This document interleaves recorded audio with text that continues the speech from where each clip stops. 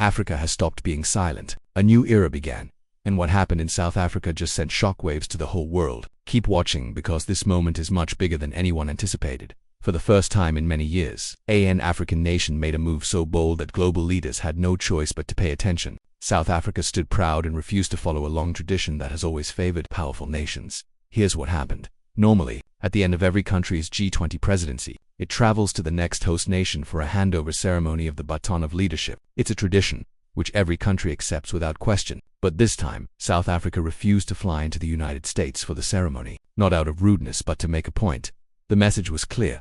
If you want the G20 presidency, respect us. We will not travel across the world just for a tradition serving your purposes more than ours. This was a statement of dignity. It showed that Africa will no longer accept being treated as a follower. Many years have passed, and the leaders of Africa have always been expected to go to the West for approval or support. But times are changing now. Saying no was a sign of confidence and self-respect shown by South Africa. People celebrated the decision across the continent. Social media platforms were filled with pride from many who exclaimed that this was a moment where finally Africa showed it deserved equal respect. But then something unexpected happened.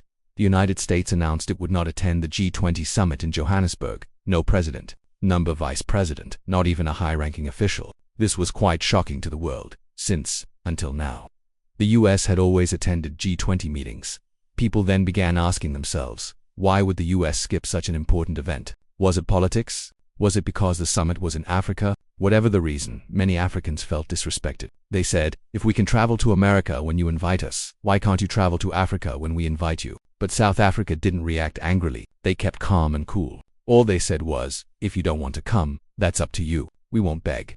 This response showed maturity and confidence. In the end, the US hurt its own image. Many countries questioned whether America truly respects Africa. In the same vein, Africa's belief in standing together, becoming independent, grew even stronger. Then, former US President Donald Trump further heightened tensions when he said that South Africa, who was not qualified to lead the G20, what he said only added fuel to an already hot controversy. Trump's comments immediately caused outrage around the world. Most citizens viewed his words as disrespectful, not only against South Africa, but against the whole African continent. This reaction didn't come out of nowhere. Trump has previously made harsh comments against Africa and too many Africans. His suggestion that the continent should be recolonized still lingers in their minds. It had caused anger across millions of people, and now, his criticism of South Africa's G20 leadership brought those memories back. But again, South Africa decided not to react emotionally. They didn't quarrel. They didn't whine or beg for favors. Their message came across resolute and unwavering. We earned this position. We deserve this position. We will not allow anyone to disrespect us. The calm and confident posture of the country triggered many conversations on the continent. Many Africans started asking themselves why Trump spoke differently about African nations than European or Asian countries.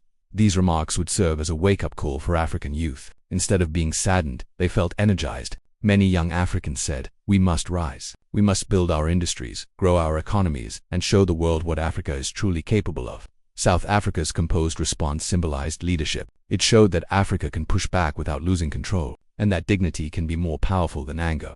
When the United States made decisions and comments that many viewed as disrespectful, South Africa did not panic. They did not lash out in an angry mood. They just stood their ground. With dignity and confidence, they said, we will not chase anyone. Respect goes both ways. That reaction impressed nations around the world. Instead of escalating the situation, South Africa focused on principles, not emotions. Their message was as follows: if you choose not to attend the summit in Africa, that is your choice. But our position will not change. This calm approach helps to carry out an important function for Africa's global image. For years, Africa was often portrayed as unstable or overly emotional when facing international pressure, but South Africa proved otherwise. Maturity, strength, and discipline were evident. It was a proud moment for many young Africans. This is real leadership. This is how a nation should act, they said. South Africa showed that respect is mutual and Africa will no longer beg for approval from anyone. They responded with dignity to serve as an example for the whole continent, proof that you don't need to get angry to demonstrate. Strength sometimes silence and calm send a stronger message than shouting will ever do. In that moment, dignity spoke louder than any speech. The tension between South Africa and the United States is not just about a summit or a travel decision. It is something deeper: sovereignty and respect. Sovereignty means a nation makes its own decisions without 4 years. Powerful nations sought to influence African countries, pushing them to follow a particular policy, to sign certain deals, or to act in specific ways that benefited outside interests. But that is rapidly changing. Africa is moving beyond those days, and more leaders are quite vocal, saying, "We are equal partners. We deserve the same respect as any other region." South Africa's bold stand proved that Africa is serious when it comes to protecting dignity. For too long, the continent was treated as if it always needed help, aid, or guidance. But the truth is very different. Africa is rich in resources, rich in culture, rich in talent. It's home to over 1.4 billion people and provides the world with minerals, energy, and innovation. This was the powerful message this moment sent. Africa wants fairness in international politics. No double standards, no disrespect, no talking to it as if it were a junior partner. That is why many Africans celebrated South Africa's decision. Here was a new dawn wherein African nations chose their course and defined their destiny. Sovereignty is not just a political term. It is a mindset. It's about standing tall and saying, "We control our continent. We make our decisions. We demand equal treatment." One moment showed that Africa was finally awakening and would no longer accept humiliation. A united, proud, and determined Africa will arise. Nowadays, the rise of Africa cannot be swept under the rug. Factories are built, technology is improved, energy projects are enlarged, and countries are moving to join powerful alliances at the global level, such as BRICS. The youth of Africa, who make up the youngest population in the world, are playing a massive role in this transformation. With 60% of Africans under age 25, the continent is full of energy, ideas, and innovation. Young people are starting companies, developing apps, acquiring digital skills, and moving Africa into a new technological era. At the same time, many African countries are discovering their true economic power. Ethiopia, Kenya, Ghana, Tanzania, and Rwanda are building new industries. Nigeria, Angola, and Mozambique are increasing energy production. South Africa, Egypt, and Morocco are advancing in manufacturing and technology. BRICS has also changed Africa's global position, with more African countries joining. The better trade deals, more investment, and louder voice in world affairs that come with membership reduce dependence on Western nations. Politically, Africa is becoming more independent. The leaders reject pressures from the outside countries and opt for partnerships that respect African interests. They are also functioning more cooperatively through the African Union and regional blocs. That it is a rising Africa that is forcing the world to take notice. Global powers now get it.